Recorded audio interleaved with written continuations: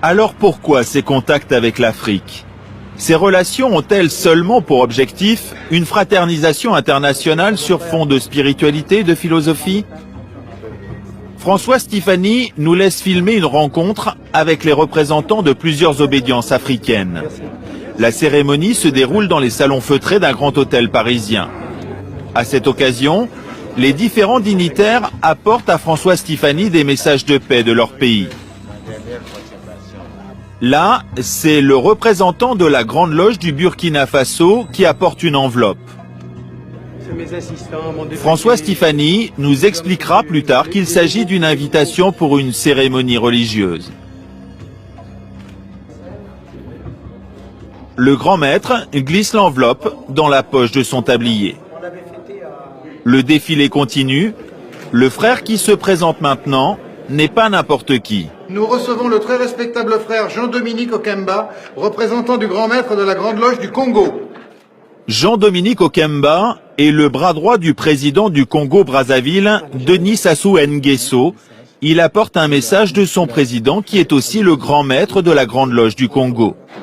François Stéphanie est content d'insister sur l'amitié qui le lie à l'Afrique. C'est une missive, donc, comme on voit le très respectable grand maître Denis Sassou Nguesso, qui est par ailleurs donc président de la République du Congo-Brazzaville, et qui vous donne la nature des préoccupations que l'on partage avec nos frères africains, dont vous avez pu voir que la chaleur n'est pas feinte et que nos relations n'ont rien d'ambigu. Et comme les petits cadeaux entretiennent l'amitié, le président du Congo n'a pas dérogé à la règle. C'est la plus belle tradition. Ce modeste cadeau, n'est-ce pas, que nous amenons pour marquer notre C'est très gentil, c'est très très gentil.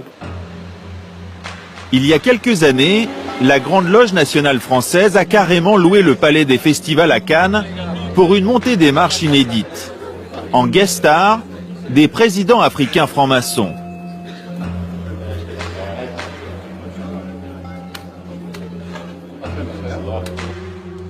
Antoine Glaser est le directeur de la Lettre du Continent, une publication spécialisée sur l'Afrique. Nous lui avons montré ces images. Ah bah tiens, c'est le président Omar Bongo du Gabon. Un grand maître de la Grande Loge du Gabon. Et ça, c'est le président Denis Sassou Nguesso du Congo. Ici, c'est Jean-Dominique Okemba, qui est, on l'appelle un peu le vice-président et qui est le patron des services secrets du Congo. La Grande Loge nationale française initie vraiment les dirigeants africains eux-mêmes, les présidents africains qui s'initient ensuite les uns les autres. Donc ça crée vraiment un réseau à la tête des États et ça donne une puissance et une influence qui est assez impressionnante. Ces réseaux servent à quoi? C'est en fait, tu me protèges, je te protège. Lorsqu'il y a des contrats, si tu es frère, un fils de lumière, ou si tu es dans une loge, ou si tu es dans mon obédience, si tu es un frère, tu auras le contrat.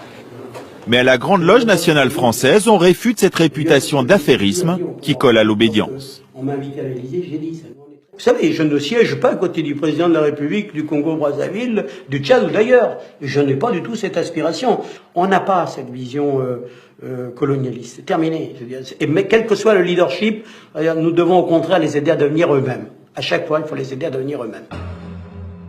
On considère aujourd'hui que la franc-maçonnerie compte 4 millions de membres dans le monde, toutes obédiences confondues.